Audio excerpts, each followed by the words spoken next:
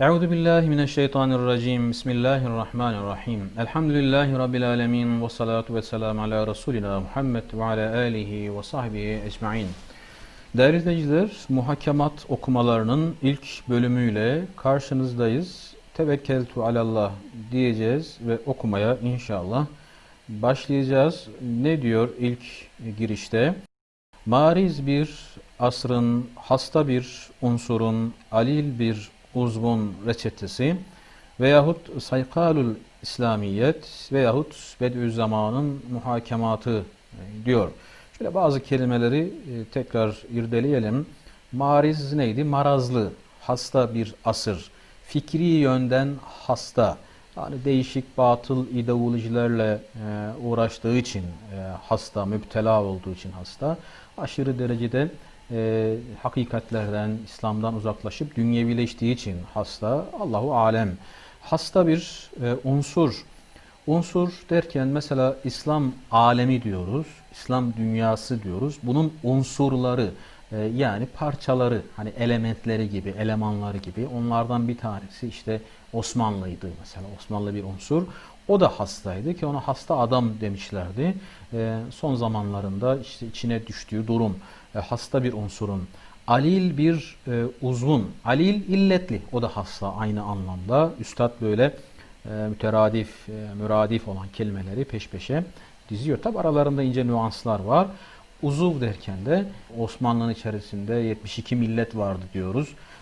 Bunların Müslüman olanları işte hani bu taraftan sayalım yani Boşnaklar, Arnavutlar, bu tarafa gelelim yani işte Türkler, Lazlar, Çerkezler, Araplar, Kürtler, bütün bunlar bunların da kendine göre bir takım problemleri olacak. Ama üstad daha çok burada hasta bir uzuv derken alimleri, ulemayı kastediyor. Çünkü bu eserin ismi için ne demişti? Reçetetül ulema, alimlere bir reçete demişti.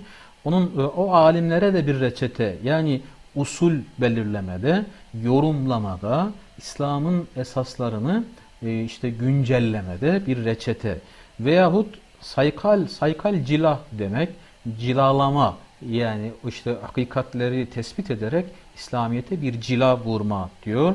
Veyahut Bediüzzaman'ın muhakemeleri, ulaştığı hükümler, kanaatler, sonuçlar, neticeler. Evet böyle başlıyor böyle bir girişle ve besmele ile Bismillahirrahmanirrahim. Önce hamd ve salavat yani hamdele ve salvele ile başlayacak kitaba ve bu hamdele ve salvele de aslında işte o 60 cilt olarak düşündüğü tefsiri özetleyecek. O tefsiri yazamadığı için hani İşaretül İcaz'la bir yere kadar gelmiş ama ondan sonra Risale-i Nur'u neşretmiş. Risale-i Nur'u özetleyecek bir yerde. Nerede? Bu hamdele ve salvele'de. Biz bunu inşallah 2 bölüm olarak düşünelim. İlk bölümde hamdeleyi yani Allahu Teala'ya hamdi okuyalım. Diğer bölümde de salveleyi yani Peygamber Efendimiz'e salavat bölümünü okuyalım. Tabi bütün Risale'yi burada özetleyecek değiliz ama bazı mefhumları da görmeden geçemeyeceğiz. Cümle tahiyyat ol hakimi ezel ve hakimi ezeliye ve Rahman-ı lem yezeliye el yaktır ki bizi İslamiyetle serfiraz ve şeriat-ı garra ile sırat-ı müstakime hidayet etmiştir. Öyle bir şeriat ki akıl ve nakil dest be dest ittifak vererek ol şeriatın hakaikinin hakkaniyetini tasdik etmişlerdir. Bakın burada dikkat ederseniz Esmaül Hüsna var. Esmaül Hüsna var. Selam var.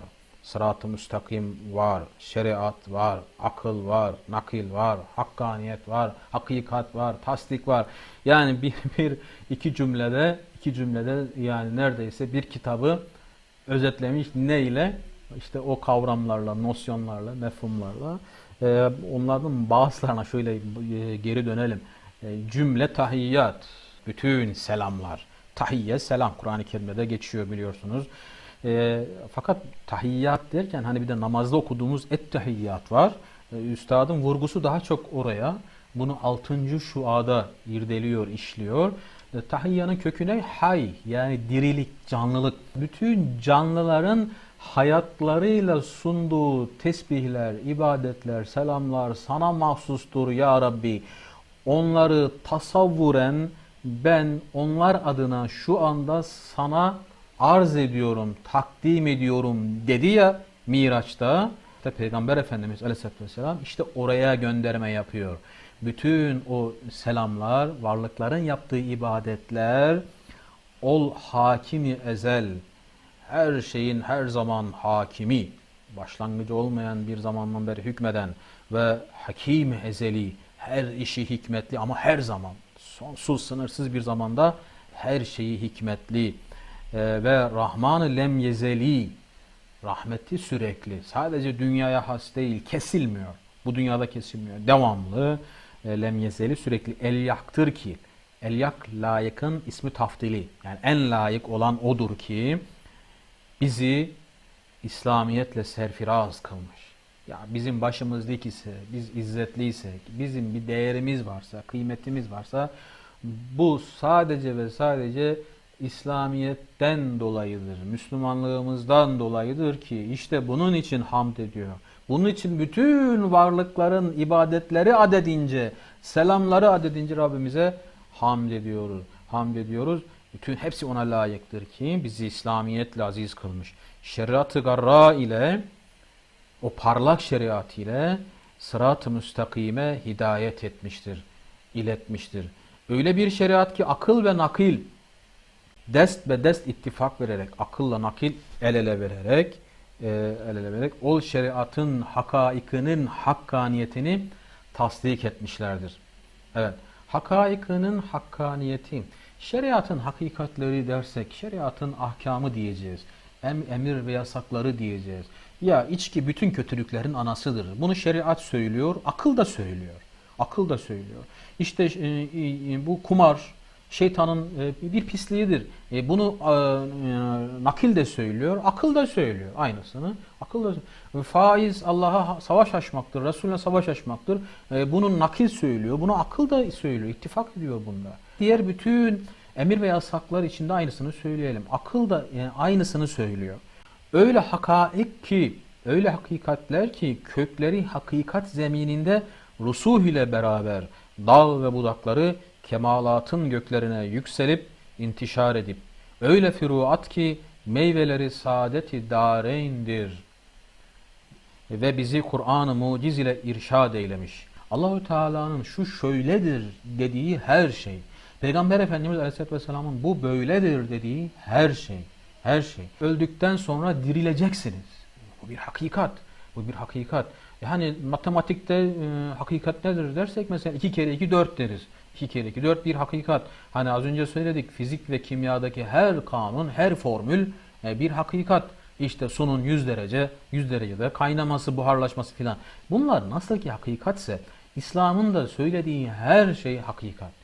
Evet, bu hakikatlerin kökleri hakikat zemininde rusuh ile beraber, yani derine inmeyle beraber öyle derine iniyor ki ta Hazreti Adem zamanına gidiyor, Hazreti İbrahim zaman öyle derine iniyor ki insanlığın yaratılışına, yaratıldığı zamana gidiyor.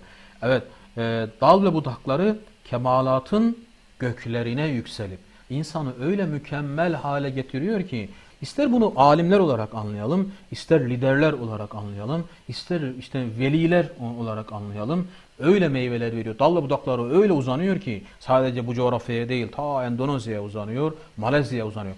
Ama burada intişar edip derken geçmişe nasıl kökler gidiyorsa bir de geleceğe gidiyor.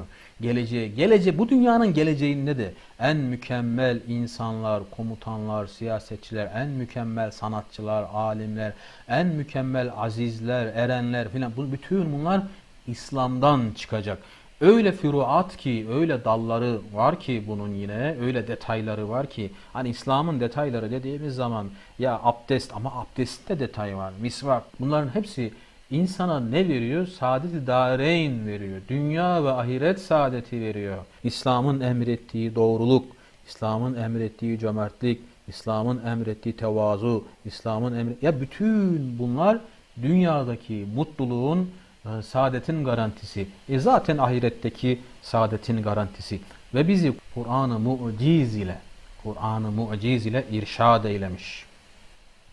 Kur'an-ı Muciz, mucizeli Kur'an, aciz bırakan Kur'an, mükemmel Kur'an, evet icazlı Kur'an, belagatli Kur'an ile nereye gideceğimizi bilmez, şaşkın bir haldeyken, karanlıkta yönümüzü bilmez bir haldeyken bize bakın şu doğru, şu yanlış diye bize yol göstermiş, irşad eylemiş.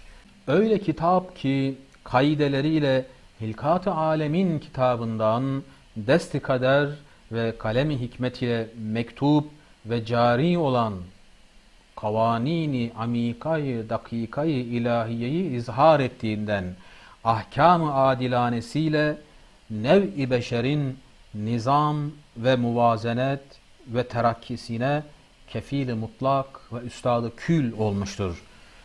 Evet öyle bir Kur'an-ı muciz ki, mucizeli Kur'an ki kaideleriyle, kurallarıyla, o emir ve yasaklarıyla Hilkat-ı Alemin kitabından, evet bir de Hilkat-ı Alem kitabı, şu yaratılış kitabı var, şu kainat kitabı var, etrafımızda müşahede ettiğimiz Sünnetullah kitabı var.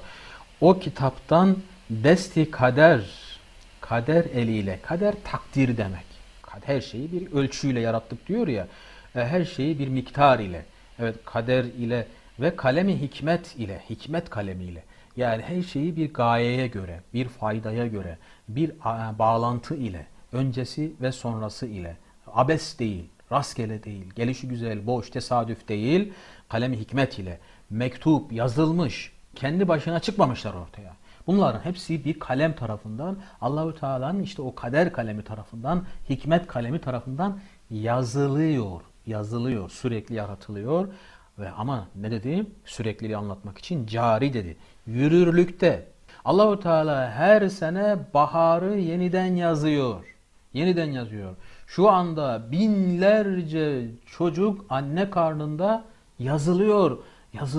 İşte göz, kulak, el, ayak, ruh veriliyor. Şu anda sayısını bilemeyeceğimiz canlılar, kimisi yumurtadan, kimisi anne karnından varlığa çıkarılıyor. İşte cari, bu kanunlar cari. Cari olan ne o hikmet kaleminin yazdığı özellik? Nasıl bir kalem o? O desti kader nasıl bir el, nasıl bir kader? Kavanini amikayı, dakikayı ilahiye. Yani uzun bir terkip, tersten alacağız. İlahi, dakik, amik, kavanin, kanunlar. İlahi. Bu Allahu Teala. Bunu ancak Allahu Teala yazabilir, yapabilir, yaratabilir, verebilir. Diyoruz ya ilahi.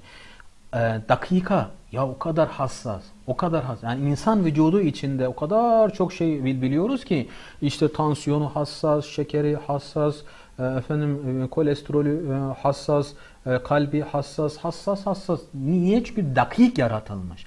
Dakik. Gözü çok hassas, kulağı çok hassas. Ama diğer varlıklar da öyle. Büyük varlıklar da öyle.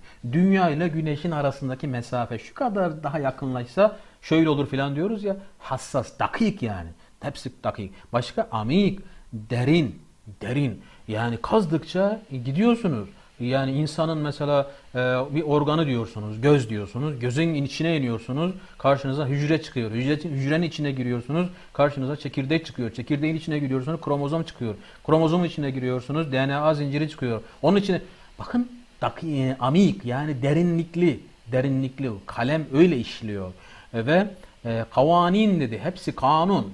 Kanun. Yani bugün nasıl yazıyorsa dün de öyle yazdı, yarın da öyle yazacak. Burada nasıl yazıyorsa dünyanın başka yerinde de öyle yazıyor. Çünkü kanun onun, marka onun. İşte öyle izhar ettiğinden, bu varlık alemini bize bu şekilde gösterdiğinden ahkam-ı adilanesiyle nereye bağladı? Bakın adalete bağladı. Ya bu varlık aleminde gözümüze sokulan şey aslında adalet, adilane. Yani o ince, o dakik, o hassas şeylerin hepsi bize neyi anlatıyor? O dengeliliği anlatıyor. Adaleti anlatıyor. İnsanı da öyle anlatmıyor mu? Hani Allahu Teala insanın yaratılışından bahsederken dilediği surette yarattı ama Adalek diyor, yani dengeli yarattı. 5 el parmak bu tarafa, 5 parmak bu tarafa verdi. Her şeyde denge var. İşte ahkam-ı adilanesi de, yani Kur'an-ı Kerim'le, sünnet-i seniye ile emrettiği bütün hükümler de işte o varlık alemindeki, bu kainat alemindeki adaletle aynı. Onu gösteriyor. Onu gösteriyor. Namaz sizin için daha adilane bir hüküm. Oruç bizim için daha adilane.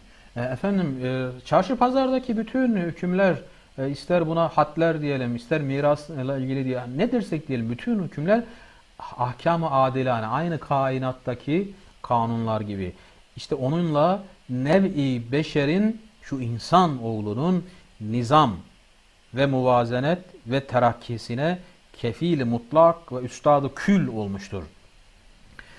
Kur'an-ı Kerim insanın dengesi, düzeni, ölçülülüğü ve ilerlemesi için mutlak kefildir. Bir kimse ilerlemek mi istiyor?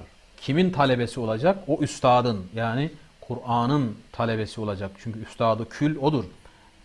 Muamelat alanında. Ekonomi deyin, orada da üstad. Sanat deyin, orada da üstad. Evet.